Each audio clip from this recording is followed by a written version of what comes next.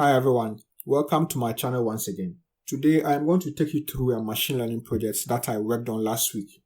So I thought I will share the results and the entire procedure with you, my viewers, especially those who are interested in machine learning and those who want to develop expertise in the field of machine learning and data science as a whole. Now with machine learning projects, you obviously need data. So for this project, I use RNA-seq data. RNA-seq is one of the sequencing technologies that is used in the field of biology. So you can look it up and just search RNA-seq. You have lots of articles and tutorials about this particular technology. So just look it up. So to put it simply, this data set I use is a kind of bioinformatics data.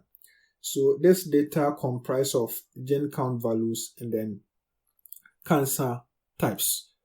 And so what I mean is that this data set has a measurement for gene count values done for different cancer types. We will look at the cancer types later on in the tutorial. The original data set can be found here. Just follow this link here. I'll also leave it in the description box.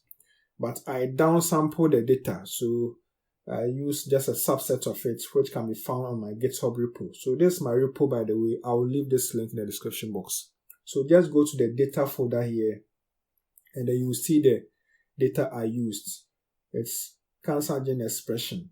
So that's what I use. So the original data can be found here. Just follow this link and then you get to this page here. So here you can get the full data that I used.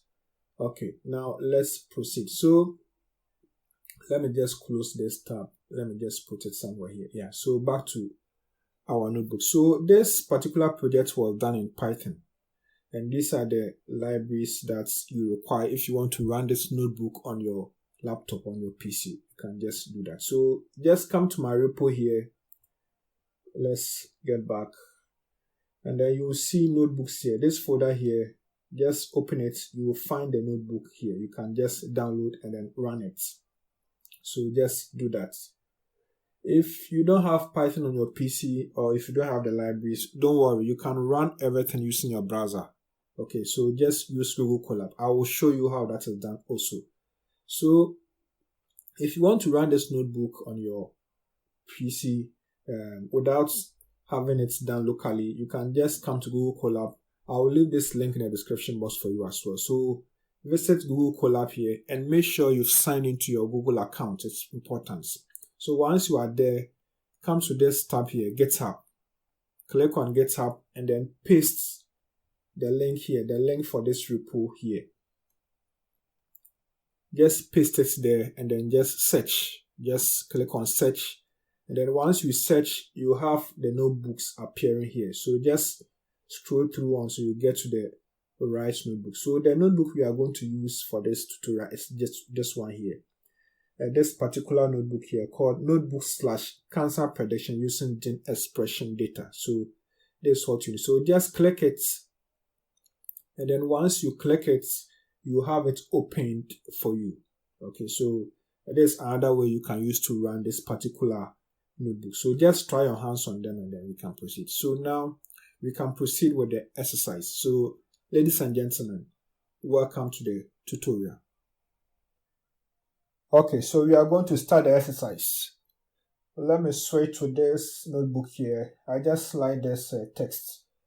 Okay, so the next thing we are going to do is to import our libraries. So these are the codes for importing the libraries. You also notice I have some comments here telling you what each group of codes is doing here. And so these comments here are also activities that when you are performing a machine learning task, you will do. These are things that you have to do. So you have data handling, visualization, preprocessing, feature selection, classification, and then evaluating the model's performance. So these are things you need to do. So just take note of that. So let's import our libraries. So I'll just highlight this cell here. I'll just run it. Perfect. It's now time to read the data. So I have the URL for the file here. So let me also say that with pandas, you can actually specify a URL to a file. And pandas will get that link and then use that to read the file for you. So This is handy if your file is on a remote server, so you don't need to download the file, you can just specify the link. So here I am using the data here, and so I just specify the URL here, that's the download link, and that is what we have here.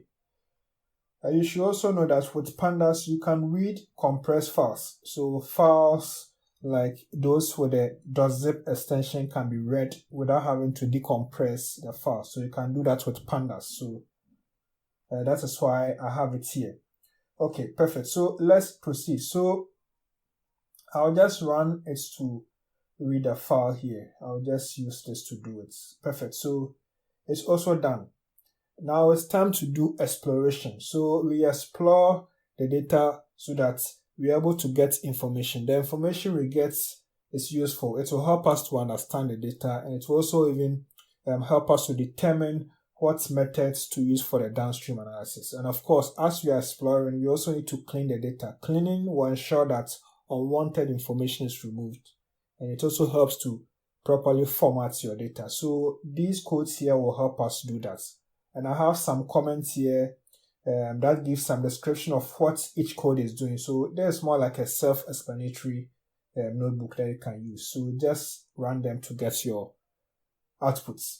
So we will start by getting the shape of the data frame. Once we read the file here, we get a data frame. Data frame comprised of rows and columns. So let's run this, and then we have the result here. So we have 801 rows and then 8001 columns. Now for this data here, the rows represent samples and then the columns represent features.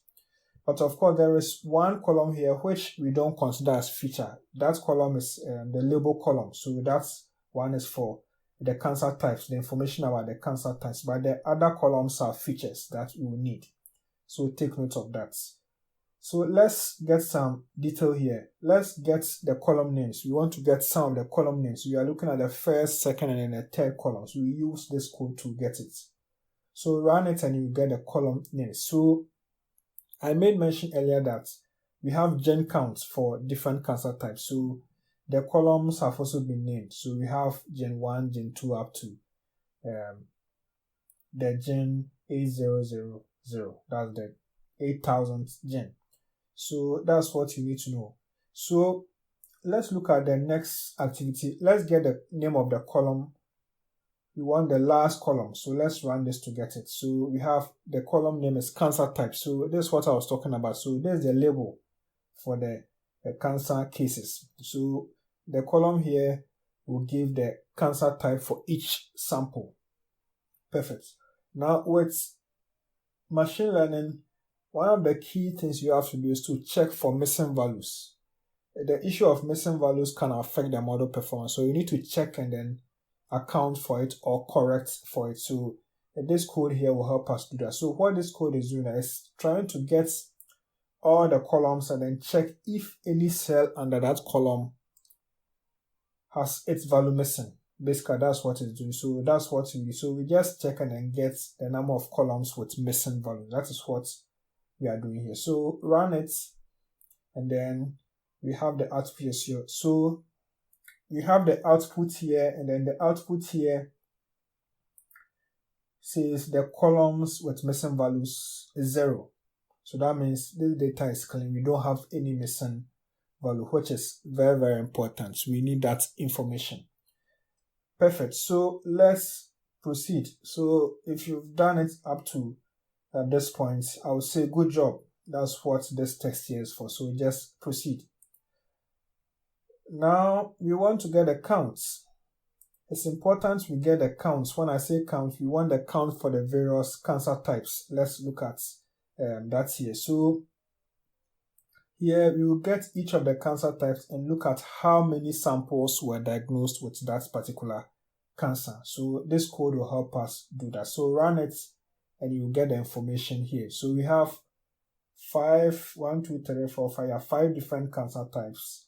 So that's what. So these are the labels. I think this one is for breasts, and this is for kidney. We also have lung. We have, I think this prostrate, and I think this one I'm not really sure, and I'll just check. I'll give the full description for these codes here in the description box. So these are all cancer types. So these are cancer cases for different organs of the body.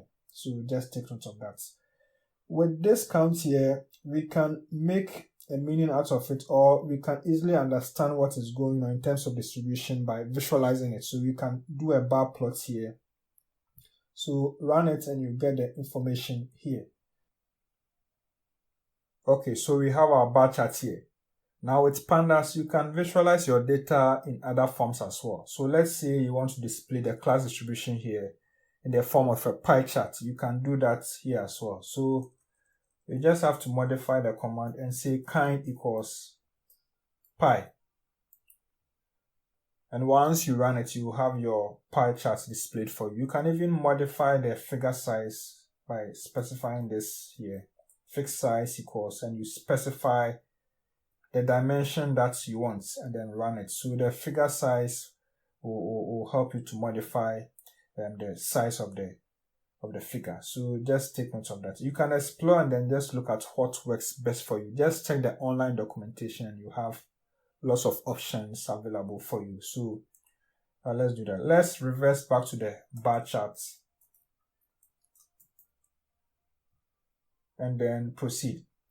Now, if you look at this bar chart here, it's easy to compare. It's easy to compare the values for the different classes or the different cancer types here. Now, you will see that there is an obvious difference. BRCA, that is the breast cancer class here, there are high proportions of it in the data. And you can see that by looking at the heights here. So just compare this and then this one here. So you see the difference. Now, this observation here is what is referred to as a class imbalance, where there is a high proportion of one class than other classes in the same data. So it's important to know that. Now, the class imbalance situation can affect the model's performance. So you need to make sure that you have resolved it. And you can only find out if there's a class imbalance when you explore the data. And that is what we are doing now.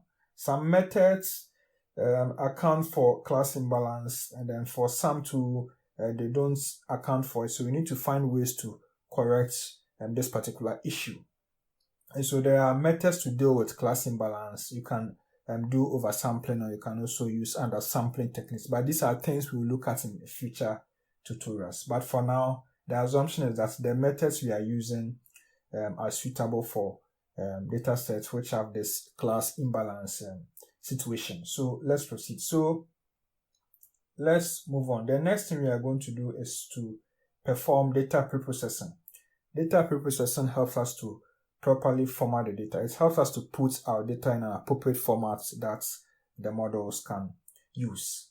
And we will start by separating our features from the class or from the label, and we do that using these commands here. We are dealing with a supervised learning approach, so we just separate the values here, which are the features, from the labels here. So let's run this to do that. Perfect. Of course, you can also do some exploration here. Let's say x.shape, just to see what you have here. We can do y.shape just to see that also here. So things are taking shape nicely for us. Let's proceed. The next preprocessing step is to encode the labels. So yeah, let's go back to our cancer types here. You see that we have them here. These are categorical data. Now with machine learning models, they require that they require that we feed them with data in numeric forms. And so if the data is categorical, like in this case, then you need to convert them to numeric forms. And that is why we are doing the encoding. So we are encoding the labels. So we will give them integer values. And that is what these codes are doing for us here. So let's do the encoding. Let's run this command here to do that. Perfect. So we have it done. So just check. So the labels here, these are the original values. We have them here. So after encoding, we have them as integer values, and these are the ones here, classes. So classes, and you have them here. So this is what we are going to input or feed or pass to the machine learning model alongside the features. So we have 0, 1, 2, 3, 4. We have them here. So these are arranged, I think they are arranged in alphabetical order. So you can just map them using these values here. So 0 for BRCA, 1 for COAD, etc. So that's what we have here. So just take note of that. So let's proceed. So the next thing to do is to split the data. We are going to split into training and then test subsets. So why are we doing the splitting? We need to let the model identify patterns.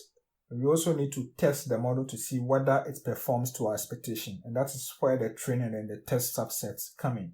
So the training subset will be used initially. So it will be fed to the model, and then the model will use that to learn and identify patterns. And these patterns that it identifies, or this experience it acquires, will then be used to make future predictions.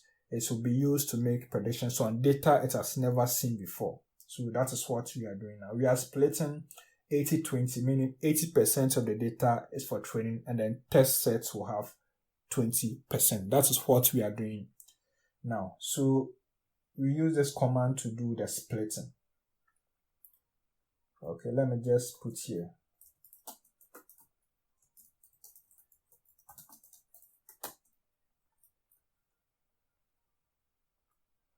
Okay, so we have that done.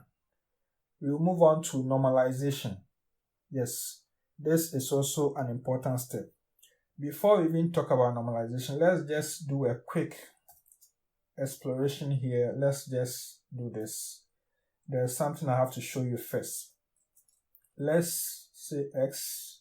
Yeah, let's use the original data. X data frame. I'll just use a subset of it to demonstrate something for you now. It's just a quick statistics about the data. Perfect. If you look at this here, you'll notice we have some statistics here. We have count, mean, standard deviation, minimum, up to maximum. We will focus on the minimum and then the maximum values. Take a look at Gen 1. We have 0 and then 1.4. That is the range, 0 and then this. We have minimum, maximum. Take a look at Gen 2, 0, 6.5, and then the same for the others.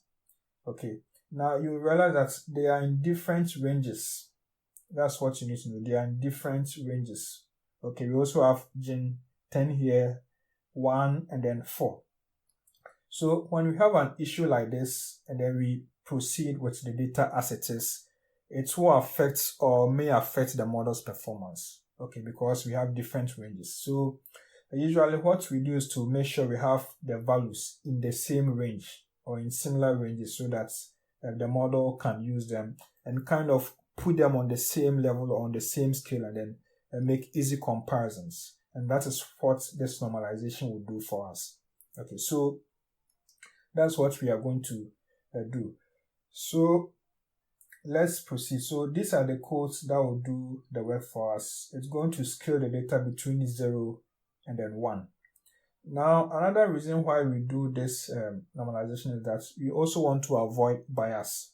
If you don't normalize, the models may return results which will project that some features perform better than others, or some features are more important than others, or they are more relevant than others. Okay, so this bias can be avoided if we scale the data and make the values have the same range, and that is what we are doing now. So let's proceed. So we will just scale between 0 and then 1 using min-max scaler. This is also one of the scikit-learn models. So let's run this. So run this, and then we have the data scaled for us. Let's just check and then just make sure everything is correct. I've also given them different names for the normalized values. So let's just do a comparison. Let's say X train, the original X train here, let's just say string dots. Let me just check the type first. I'll just say string. I just want the first. Okay, I have 0,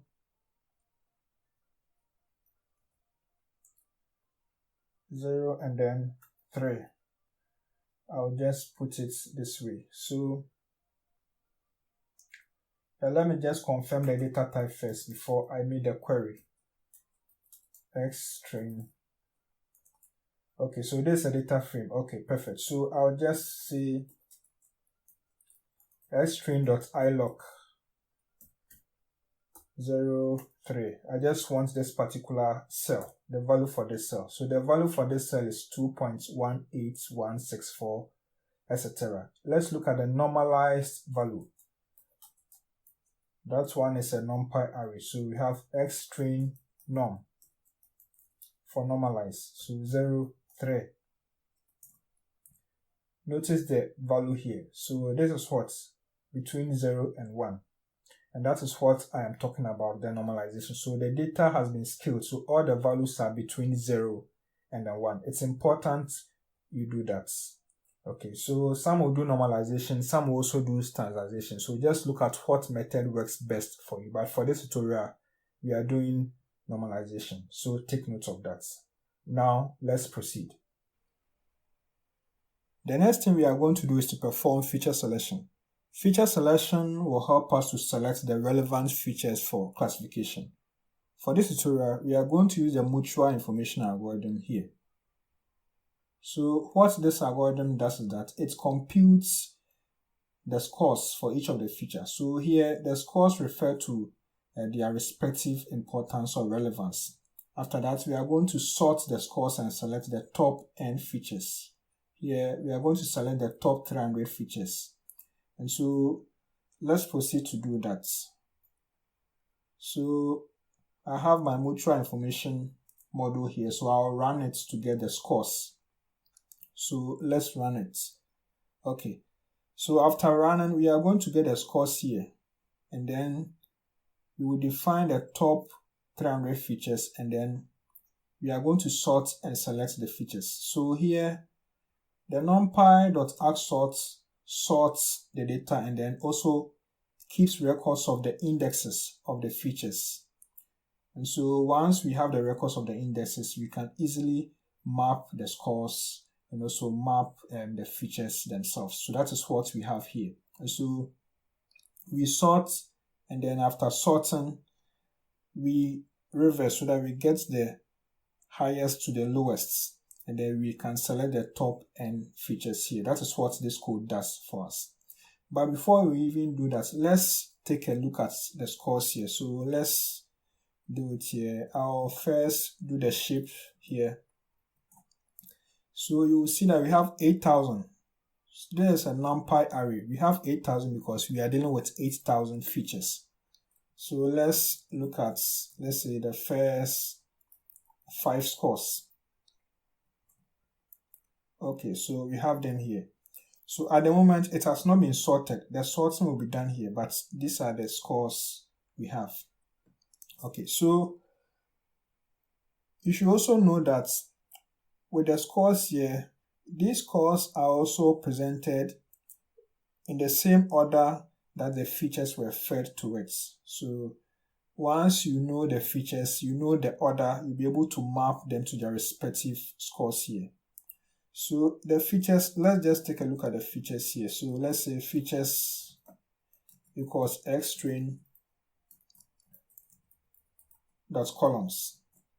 So the features should also be 8,000. Let's do a shape and we have it there. So let's look at the first 5 features. We can say features and we have it this way.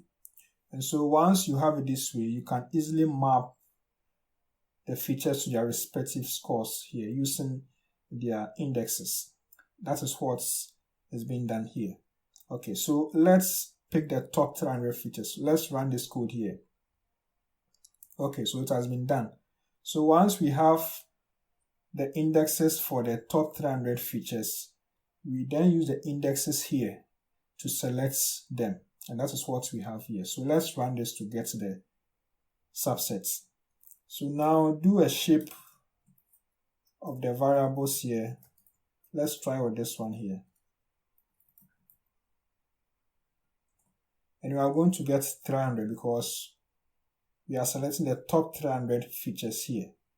The number of samples will remain the same. Let's try with the test as well.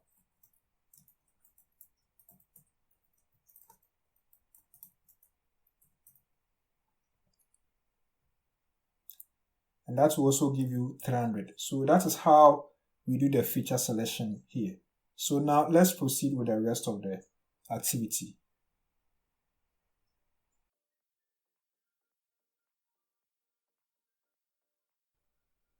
Okay, so we are now on the classification part of the tutorial. The end goal of classification is to let our model be able to tell us that this particular sample we gave it belongs to class A, class B, or class C. In our situation, we are dealing with cancer types, so the model should be able to tell us that this particular sample here belongs to this particular cancer group, or this group, or this group. That is what we want at the end of the day. There are several models available for performing classification tasks, and one of them is random forest classifier. And that is what we are going to use for this exercise. I am using random forest classifier because it works with multi-class and it also works with high-dimensional data. Now with the classification, it is important that before you use any classifier or any model, you read about the model, get the strengths and weaknesses, and that will help you to determine if the model is appropriate for your work or not. You need to get as much information as possible, and that will help you to get the appropriate models for your work. Some of these things, they come with experience and experimentation. So just experiment, read, and then just practice. And that is why this tutorial is being made for you. So let's proceed. With the classification, we are going to do two things here. We are going to train the model and we are going to test the model. So let's start with the training here. So with the training, what we do is that we feed the model with the training data. This is to help the model to learn and identify patterns, and the knowledge and experience the model gets will be used for making future predictions. The predictions will be made on the test data set. So let's proceed. So this is my random forest classifier here. This is a classifier, and this here is a parameter that we can change. Now, this page here gives you information about the random forest classifier. So you can just visit this page. I will leave the link in the description box. So this is the scikit-learn page here. So all these parameters can be changed. We call that hyperparameter tuning. That is something I'll cover in another tutorial. So let's get back to work. So there's a random forest classifier, and you also notice that I have one versus rest classifier here. So one versus rest classifier here, I'm using that because of one of the metrics I'll use for evaluating the model. So one of the metrics I'm using was designed for binary classification. That's the ROC curve. So if we are going to extend it to multi-class problems, we need to find a way to make that happen. And so the strategy is that we pit each class against the other classes. And that is why it's called one versus rest. So at any point in time, we have, let's say, class A. And then the other classes, let's say A, B, C, D. They all become one class. So we have that class A against all these other classes. That becomes a kind of binary situation. So we do that for each of the classes. And that is where the one versus rest name comes in. So it is a way to extend the ROC curves to multi-class problems. And that is why we use this here. Perfect. So let's proceed. So we create the classifier, we have our strategy, and then we feed the classifier with the training data sets here. This is a supervised learning, so we feed the training data together with the labels, and that is what we have here, and then the model will do the rest. So after that, we let the model do its prediction. So that's the second part here.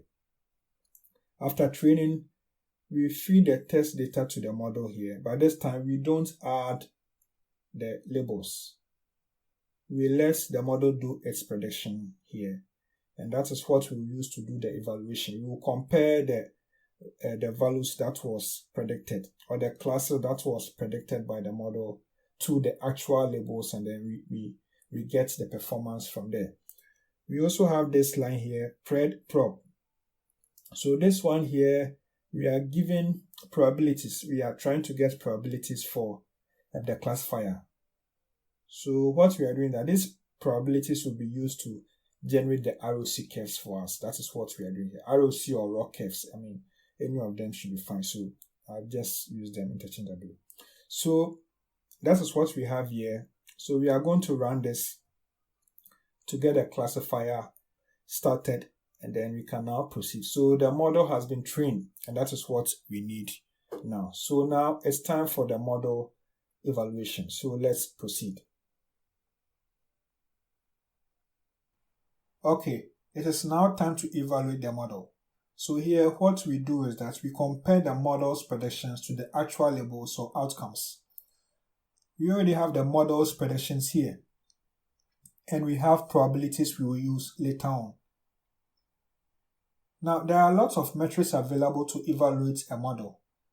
For this tutorial, we are going to use these metrics here: accuracy, precision, recall, F1 score, confusion matrix, and then ROC curve. Let's start with the first four. The codes here will generate the scores for us. So let's run the cell. Okay, so we have the scores. So we have them here. The 4 scores here. The scores range from 0 to 1. If you take a look at these scores, you will see that they are all approaching the value 1.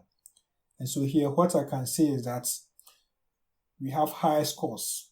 High scores indicates that the model is performing very well. And so in our case, the model is able to predict correctly most of the classes in the test data sets. That is what it means. We have high scores, all right, but it is important to also do further checks to ensure that the model appears as it seems. But these are things we will do in later tutorials. It is also important that you check the model's performance on the individual classes, and so we use the classification reports to do that. The classification reports will generate a table for you, which is here. And then the table here has the classes and then scores. Okay, so we have precision, recall, F1 score. Okay, so you can look at these scores and also look at the classes, and you'll be able to know where the model is performing very well and then where the model is not. And so here, if you take a look at precision, for example, you can see that the model here has a high precision score for these 4 classes here. And then comparing these 4 classes to BRCA, we see that the model has a lower precision score for BRCA. And so in terms of performance, the model does better in predicting these 4 classes than the BRCA class. That is what this means. You can also check for recall and then F1 score. The support here tells us the number of actual instances for a particular class in the data. But our focus is the scores here, so we will not go into details with that. Let's also look at macro average. So the metrics we are using were designed for binary classes. And one way to extend these metrics for multi-class problems is to compute the macro average. That is what this here tells us. Okay, so we have that there. Weighted average here accounts for data imbalance. If you check the codes, some of the codes here, I have average equals weighted. Okay, so from the scikit-learn documentation, average equals weighted is appropriate for class imbalances. And since we had a class imbalance, it was important that I added this particular option here. Okay, So let's proceed. So let's go to confusion matrix. So confusion matrix here generates a table that has correct classifications and then misclassifications. So let's generate the matrix and then you'll see what I'm talking about. So let's run this code here. This will generate the matrix and then I'll put them in a data frame here. And then I'll display it here for you. Okay, so I have the table here. So this side here is for the actual labels or true labels. Here is predicted labels. So let's look at BRCA. So the number here tells us how many BRCA cases were also predicted by the model to be belonging to BRCA. So that is what we have here. So the 60 here means that there were 60 cases of BRCA and the model predicted all these 60 cases to be belonging to the BRCA class. So in other words, we have correct predictions here. None of the cases was predicted as belonging to other classes. So here we have 0. And so here it means that the model was able to predict correctly all the BRCA classes. When we come to COAD, one COAD case was predicted as BRCA. And so here, this is a misclassification. When we come here, 15 COAD cases were predicted correctly. Okay, that is why it's also under this column here. Now, there are a number of reasons why we can have misclassifications. One of them is outliers. When there are outliers, it may affect the model's performance.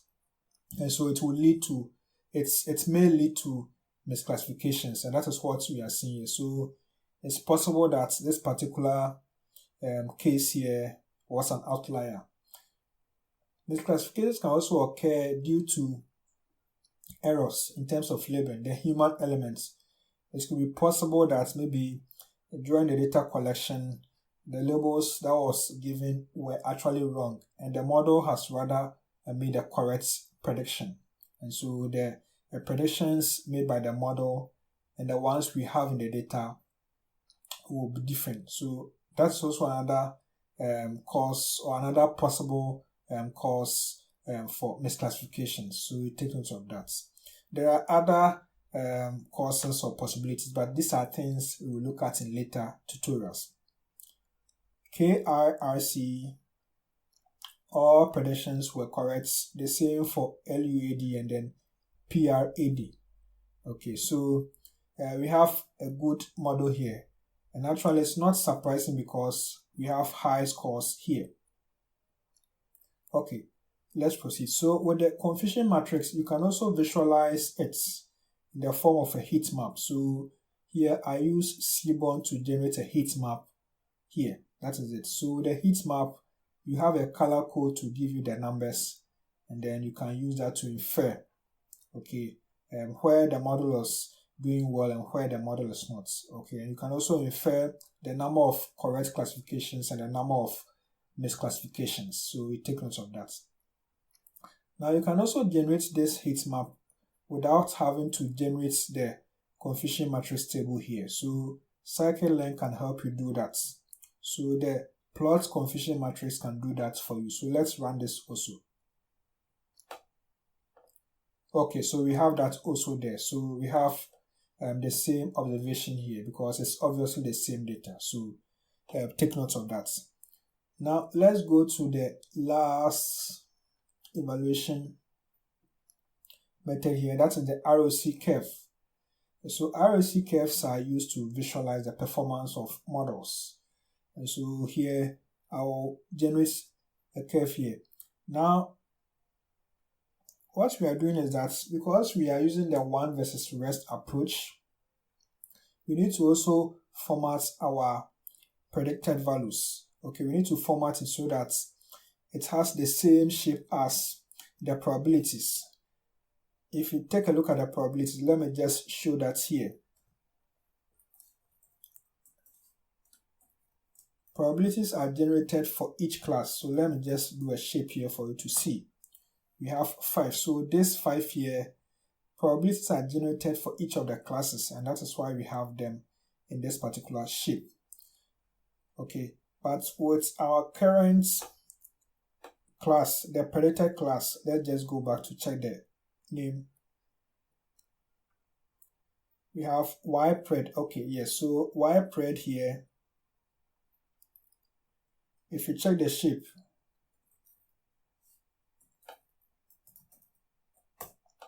it's just one column. And this, when we use this, we may have some errors because we need to have corresponding probabilities. Okay, each class should have its corresponding probabilities, and that is why we bannerize it here so that we can get it in that particular format. And so take note of that. And so we do this to get the formatting done, and we can now feed this particular value here together with the probabilities, and we can get our ROC curve. So the ROC curve will be generated, and then AUC values are also generated using these codes here. So let's run the cell. Okay, so we have the ROC curve generated. Now the ROC curve you see here, yes, so you may not have seen this kind of curve before. Usually you will see it this way, but this is also a curve. And so what we have here is that we have high AUC values.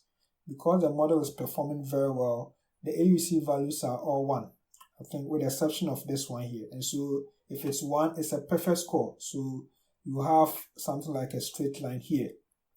And so that is why all the classes here, you have them here. You have the curves all here. Okay, so if it were to be, let's say, 0.8 or maybe 0.82 or thereabouts, you will have them this way.